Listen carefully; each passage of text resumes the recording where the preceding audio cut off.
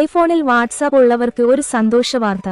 ഇനി മുതൽ ഐഫോണിൽ നിങ്ങൾക്ക് ഡിഫോൾട്ട് കോളിംഗ്, മെസ്സേജിംഗ് ആപ്പ് ആയി വാട്സാപ്പ് ലഭിക്കും. ഫോണിൽ സാധാരണയായി ഉള്ള കോൾ, മെസ്സേജിംഗ് ആപ്പുകളെ പിന്തള്ളിയാണ് വാട്സാപ്പ് വരുന്നത്. തങ്ങളുടെ പുതിയ അപ്ഡേറ്റിലാണ് വാട്സാപ്പ് ഈ ഫീച്ചർ ഉൾപ്പെടുത്തിയിട്ടുള്ളത്. അപ്ഡേഷന് ശേഷം സെറ്റിംഗ്സിൽ പോയി ആപ്സ് എടുത്ത ശേഷം ഡിഫോൾട്ട് ആപ്സ് എടുക്കുക. തുടർന്ന് കോൾ, മെസ്സേജിംഗ് ഓപ്ഷനായി വാട്സാപ്പ് തിരഞ്ഞെടുക്കുക. തുടർന്ന് കോളുകൾക്കോ മെസ്സേജിങ്ങിനോ ഐഫോണിനെ ആശ്രയിക്കുമ്പോൾ വാട്സാപ്പ് ആകും ആദ്യം വരിക. എല്ലാ ഐഫോൺ ഉപയോക്താക്കൾക്കും ഈ ഫീച്ചർ ഇപ്പോൾ ലഭിക്കും. വാട്സാപ്പിനെ സ്ഥിരം ആശയവിനിമയ മാർഗമായി മാറ്റാനാണ് ഇങ്ങനെയൊരു ഫീച്ചർ കൊണ്ടുവന്നത്. ആദ്യഘട്ടങ്ങളിൽ യൂറോപ്യൻ യൂണിയനിൽ മാത്രമായിരുന്നു ഈ ഫീച്ചർ ഉണ്ടായിരുന്നത്. ഇപ്പോൾ ലോകമെങ്ങുമുള്ള ഐഫോണുകളിൽ ലഭ്യമാണ്.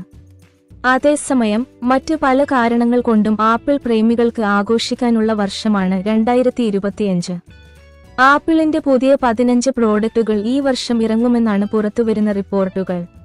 iOS 19 അടക്കമുള്ള സോഫ്റ്റ്വെയർ അപ്ഡേറ്റുകൾക്കൊപ്പമാണ് പുതിയ പ്രോഡക്റ്റുകൾ ആപ്പിൾ വിപണിയിൽ എത്തിക്കുമെന്നുള്ള റിപ്പോർട്ടുകൾ പുറത്തുവരുന്നത്. ഈ വർഷം ഇതിനോടകം 5 പുതിയ പ്രോഡക്റ്റുകൾ ആപ്പിൾ വിപണിയിൽ എത്തിച്ചിരുന്നു. IPhone 17, iPhone 17 Air, iPhone 17 Pro, iPhone 17 Pro Max എന്നിവയാണ് ഫോണുകളിൽ പ്രധാനമായി വിപണിയിൽ എത്തുക. ഇതിനു പുറമെ M5 മാക്ബുക്കും M5 ഐപാഡും കമ്പനി പുറത്തിറക്കും. M5 MacBook pro, M5 iPad pro എന്നിവയാണ് പുറത്തിറക്കുന്ന വേരിയന്റ്.